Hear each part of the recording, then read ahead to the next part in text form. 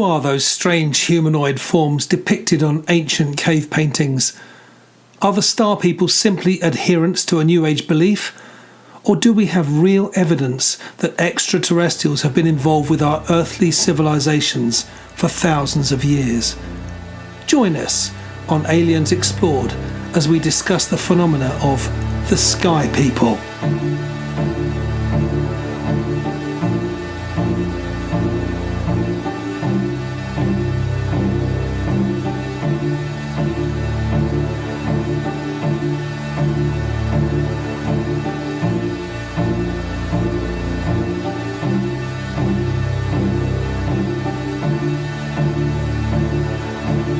Aliens Explored is a weekly podcast exploring famous and obscure cases of UFO sightings, alien abductions and other strange events from both a believing and a sceptical perspective whilst keeping an open mind.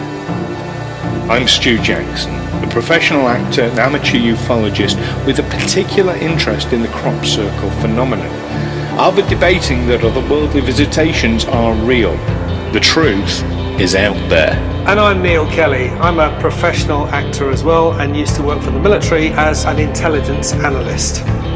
I'll be arguing from a more doubtful point of view. I mean, it's all a bit far-fetched, isn't it?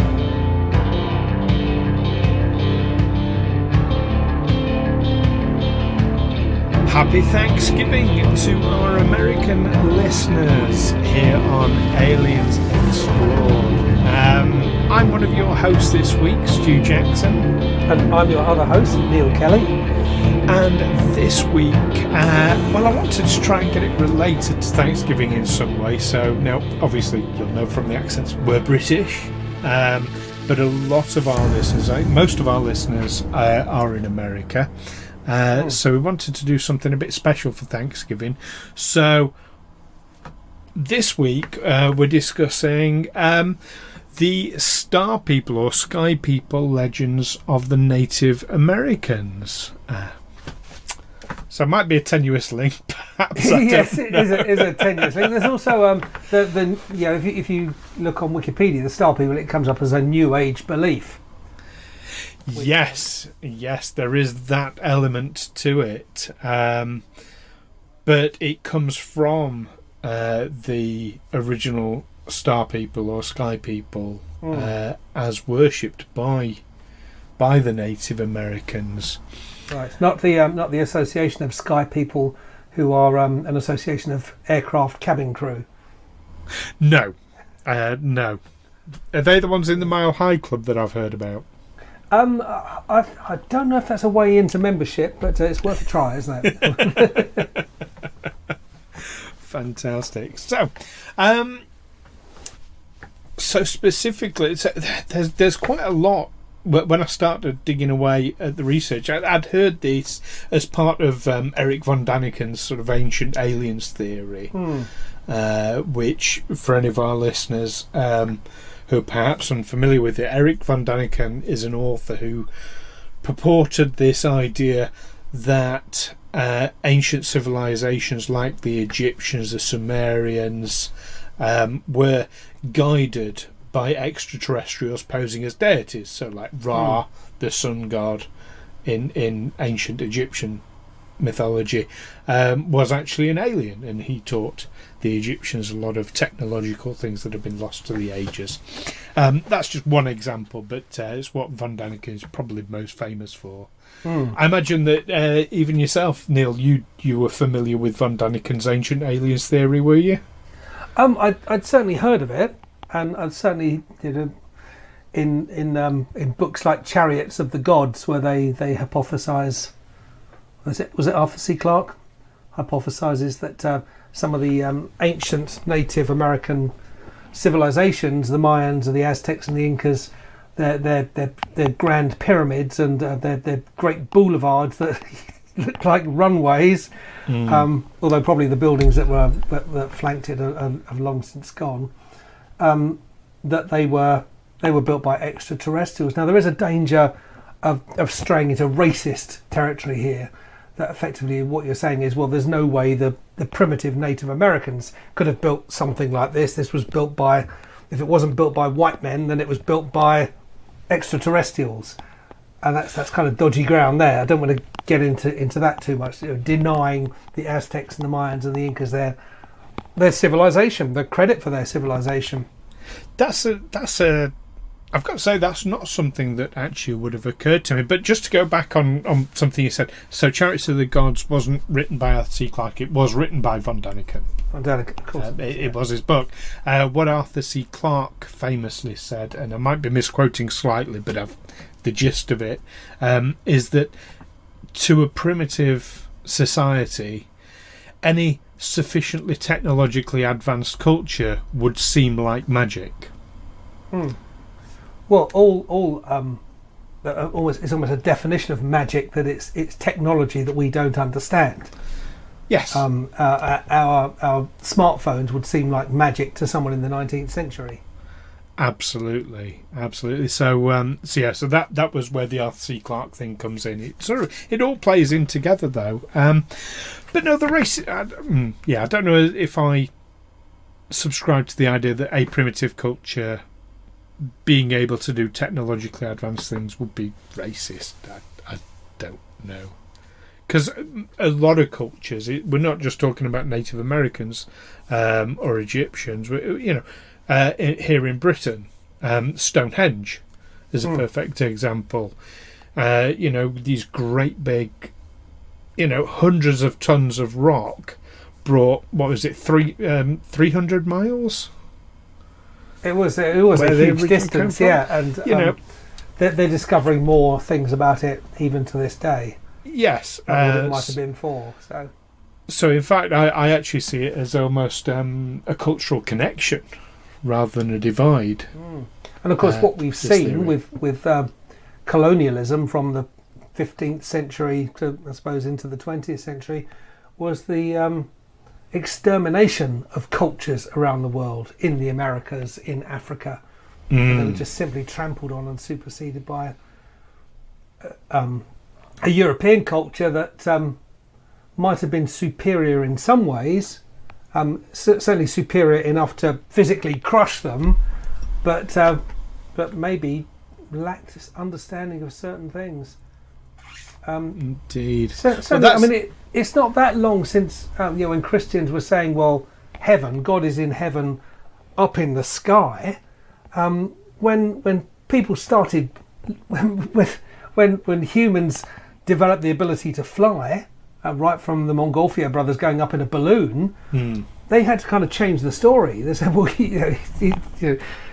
I'm sure that I think I've read somewhere there were some Christians who feared that they would disturb God in his heaven by going up into the sky. Absolutely. Getting slightly off topic there. So back to the Native Americans. So there's a few sort of standout events that I started reading about, but one. I'm going to start with, which for me, one of the biggest ones, which is down in Peru. You've got the Nazca lines. So you've got these amazing drawings of different animals drawn in long, straight lines that you can only actually make out when you're seen from above. Are you familiar with the Nazca lines, Neil? I've heard of it, yeah. They are. They've painted an aerial view that they couldn't possibly have had. Basically, but you're talking about a huge thing here. Now, the ability to create straight lines, the ability to create art, absolutely. But why would they create something only to be seen from above? Well, I guess that's what a map is, effectively, isn't it? If I draw you a diagram of, this is how you get from here to this place, and I say, well, you go along this path here, and you'll go past a forest on your left-hand side, and then you need to cross this river here, or you won't be able to cross it there, you need to go downstream a bit and cross there, and then effectively I'm drawing you an aerial view of the route you'll have to take. Yes. But you can read a map from the ground. Yeah. The Nazca lines, you can only really see from up above.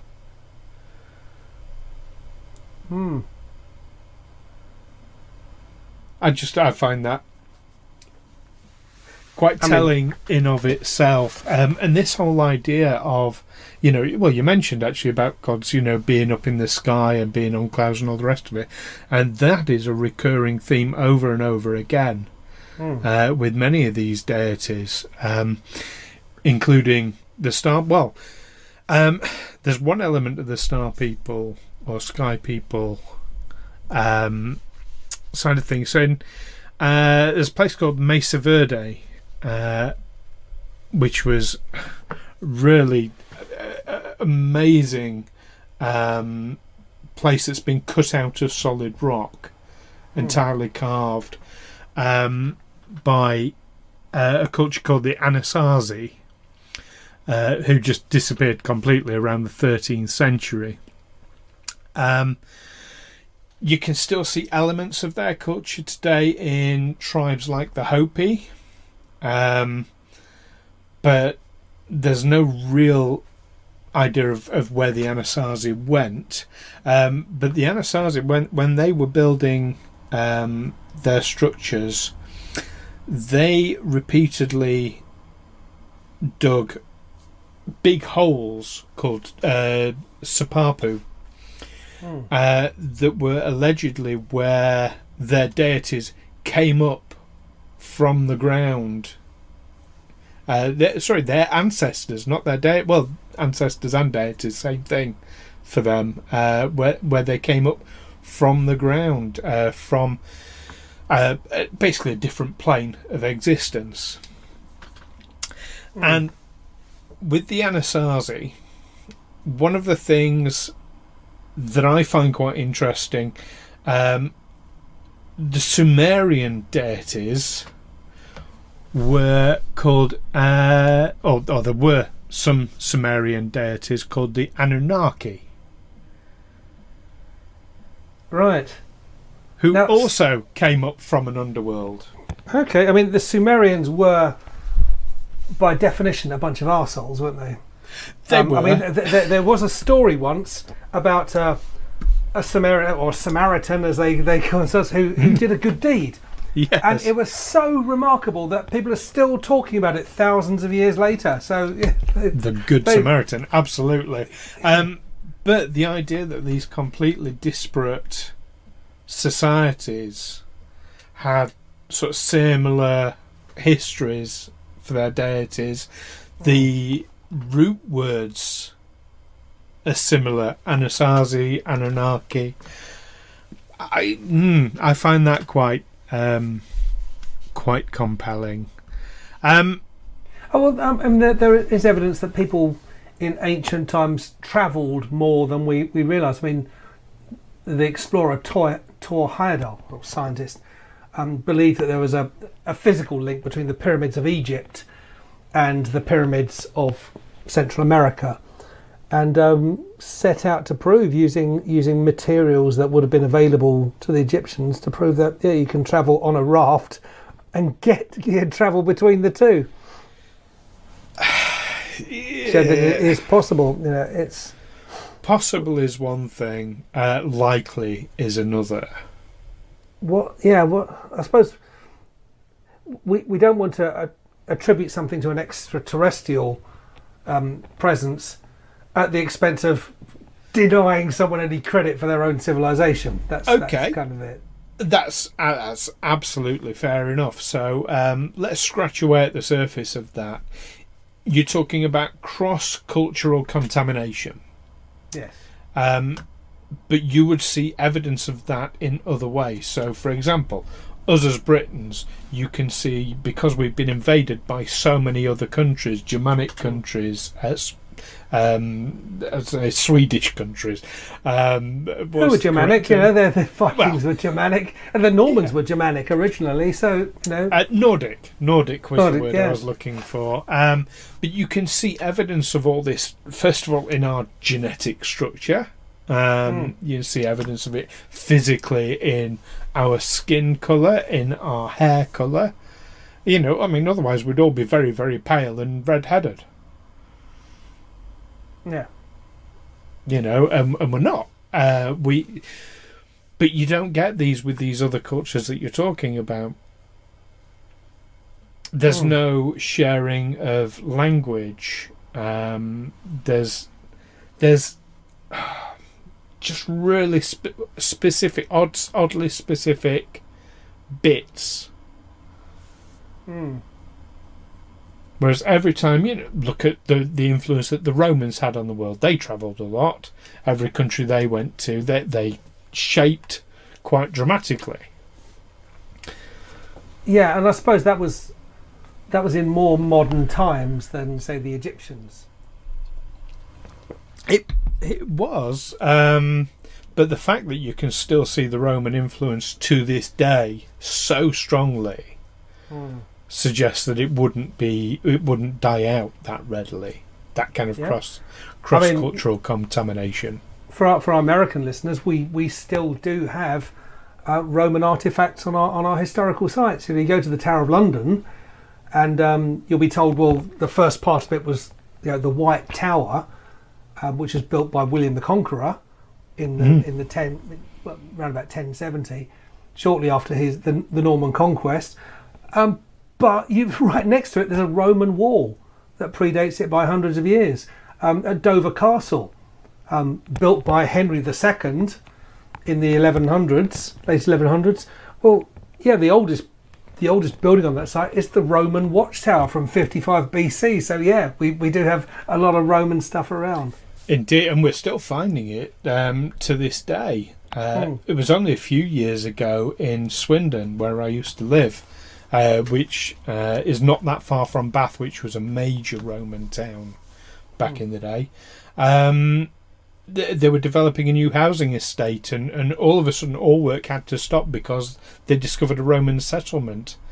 And underneath it all, they found this amazing mosaics and structures, and it's now a really significant Roman site that you can visit. So they're still finding it to this day.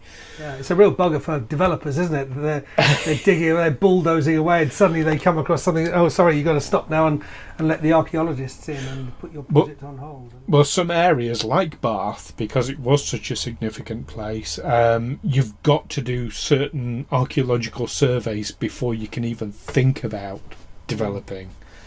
Swindon's a little bit further out from that, so you don't need to there, I don't believe. Let's just clarify, where is Samaria now on the map? Which modern countries would it occupy? It's around Iran, Iraq, right? That sort of area. So Middle East. Well, Middle East Gulf. Because you've got Kurdistan, which doesn't really exist as a country, which occupies Iran, Iraq, Syria, Turkey. It just kind of overlaps on top of all those. Certainly a hell of a distance from South America. Absolutely, yeah. You would be a long time on your raft travelling that distance. It'd be quite a journey. Yeah. Quite a journey. Now, but this idea of the star people, that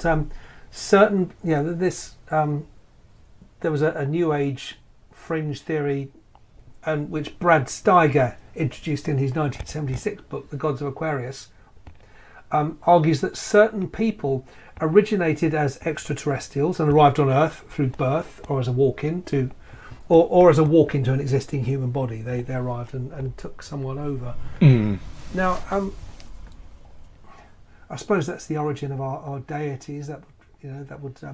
People would say, well, that was Jesus Christ. He was an extraterrestrial impregnated this woman, and she gave birth to someone who was far more than human.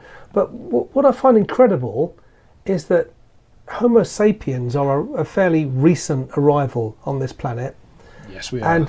And we are very different from any other kind of animal. We have faculties that we're the only animal that's aware of our own mortality, that can imagine things that aren't actually there. We have these other levels of consciousness.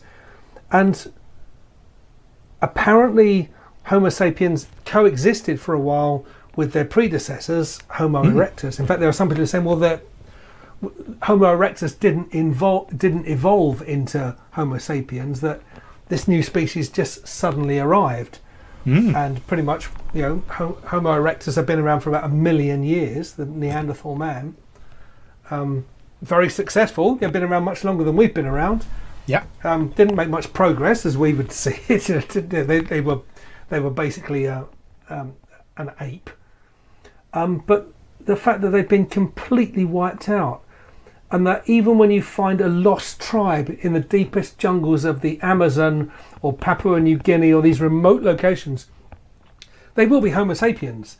There's no trace of any of these, of what have been replaced. And that's your whole missing link theory as well, which is, how did it get from one to the other? Yeah.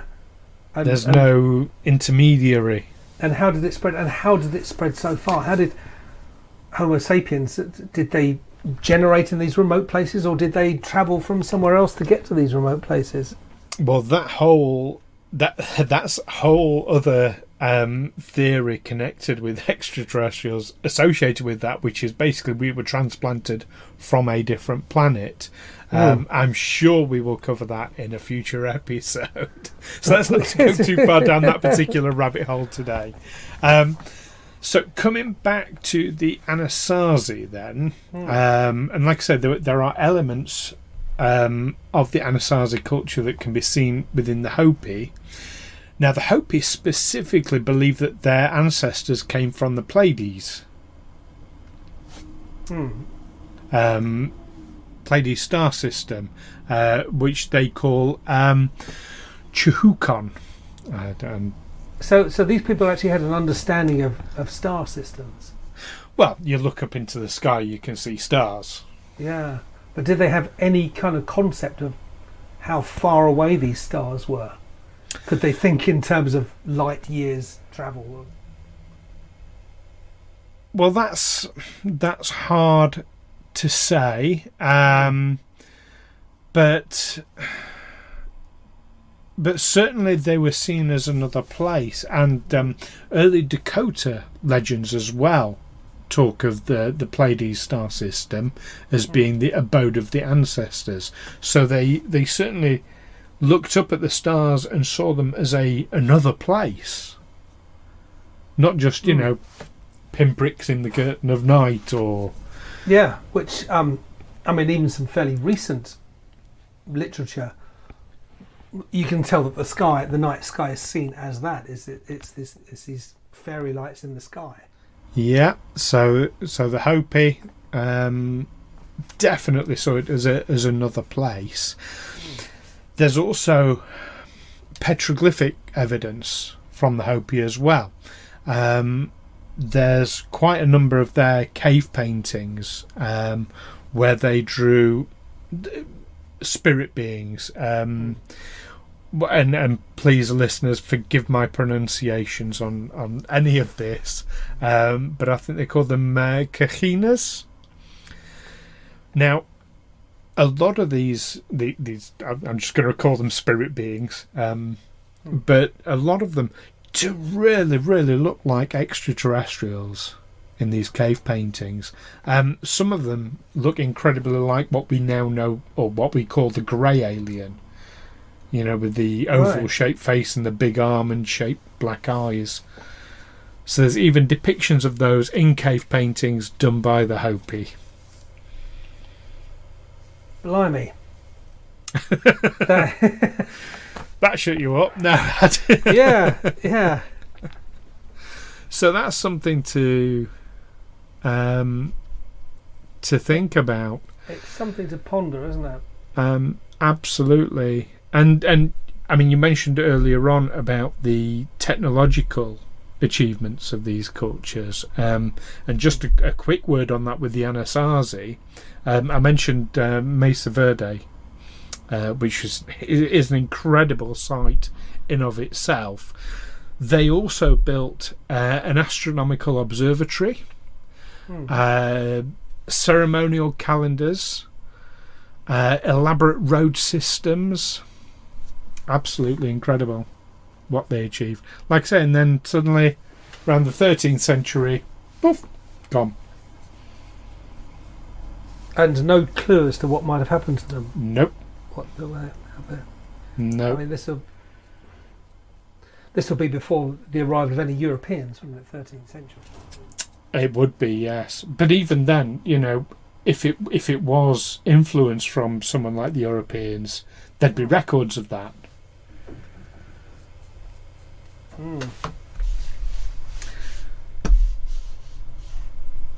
So I'm thinking of I keep thinking of the Mappa Mundi, which is it an 11th century document? Should look this stuff up before I start talking. Mappa Mundi. What? Tell me about that. It's an ancient map, which I think, it's a medieval map, which I think even in medieval times they knew it wasn't a reliable source of navigation. And it's more about myth than actual geography. And it shows the 3 continents of the known world of Africa and Asia and the north bit of Africa. And that's it. Now it's oriented with the Orient at the top of the map. Mm-hmm. So you go from the Far East all the way down to, from the Far East, that's where the Garden of Eden is. Mm-hmm. And then you travel all the way west down the map. On a normal map you'd be heading south, but in this case you're heading west until you get to the Gates of Hercules, which is the Straits of Gibraltar, and that was the limits kind of the known world. And there are all kinds of there are different versions of the map, but there are all kinds of different beings painted on there. There are people in Asia whose feet are so big that when it's hot they can lie on their backs and lift their legs up and shelter in the shade of their feet. There are people in Africa with no heads, that their face is actually in their body. There's a creature that will fart out fiery turds. You don't want to get behind it because it will set you on fire. There are sea serpents in the Mediterranean. The Mediterranean is in the Dutch, and the Germans still call it the Middle Land Sea. It was the sea kind of at the centre of the earth. Now they knew that the world was round, but they also believed, they knew it was a globe. They'd worked that out from basic geometry. They know that if you stand up high, you can see further. That's why you'd have a crow's nest at the top of a mast on a ship, because you can see further, and you can see a ship coming over the horizon. You see it's like it's rising out of the water because it's over they understood that the world was round. They weren't flat earthers, but they also believed that the further south you went, the hotter it got. So that's why there was only the north bit of Africa. They believed that a rhinoceros, they drew over a rhinoceros like it was a unicorn, but if you went too far south, eventually you would just catch fire. Which has a kind of truth in these days of climate crisis. Well, yeah. But they believe that's where hell was. That they believe that theoretically there were continents on the south of the planet to balance us out. Even I think even into the 18th and into the 17th century, they were still only philosophising about the existence of Australia and New Zealand. Right. Interesting. Well, that might be one we can look at in the future. But it's how our planet was, and obviously it was at the centre of the universe, and of course they were right about the moon going around the earth, but because the sun, from a standpoint on the ground, appeared to be doing the same, it was a long time before religious doctrine accepted that the earth goes around the sun and not the other way around. Yes, absolutely. Okay, so let's summarise on this one then. So the star people or sky people or Anasazi ancestors, what do you think, Neil? Were they extraterrestrials? I think people have always believed in something coming from the heavens. I know we have, even Native Americans, they perform sky burials. I know that effectively just means leaving a body out to be eaten by vultures, but was there a belief that they will be taken off into the sky chunk by chunk of rotting flesh? And where did we come from? There's still the mystery of where we suddenly came from as Homo sapiens. These advanced beings that supplanted, well, not just Homo erectus, but lots of other species as well. So you give credence to this theory then, from the sound of it? I don't know. There are mysteries, and ultimately we all come from stardust, don't we? the formulation of atoms. So, I don't know. I don't know if extraterrestrials are actually visiting this planet and living among us, or impregnating women and having babies with extra abilities. I don't know. I mean, I know I have read that traditional ufologists really don't like the new age star people. Oh, the Steiger version. No, the Steiger version. Yeah, that's been discredited many times. But this is more leaning towards the Eric von Daniken ancient alien theory, which I've got to say, I think holds a lot of water, especially when you see the parallels between totally disparate cultures following the same tracks. When you see the technological achievements of these primitive cultures, I can definitely see how an extraterrestrial or otherworldly interference can take place. I'm pretty convinced. But what about you, listener? What do you think? Is this all a load of tosh? Is it just the ramblings of people taking too many herbs? Or is it absolutely correct that indeed extraterrestrials have been interfering with us for thousands of years? Do write in and let us know by the usual methods.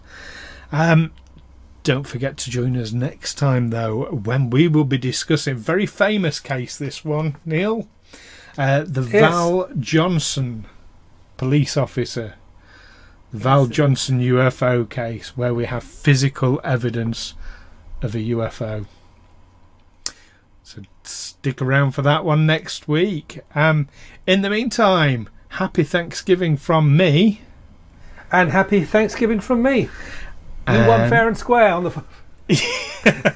That's Independence Day. From a Brit, yeah, that's Independence Day. It shows how much we Brits know. But, we don't do American history. Belatedly for the 4th of July, you won fair and square. Yeah. But happy Thanksgiving. And in the meantime, keep watching those cave paintings and the skies. That's it from me. Take care for now. And that's it from me. Until next time. Bye. Bye. Aliens Explored is a Feagle Films production in association with Juicy Falls. Music by Darren Mafucci and editing by Stu Jackson. Find us on Twitter and Facebook by searching Aliens Explored or visit aliensexplored.com.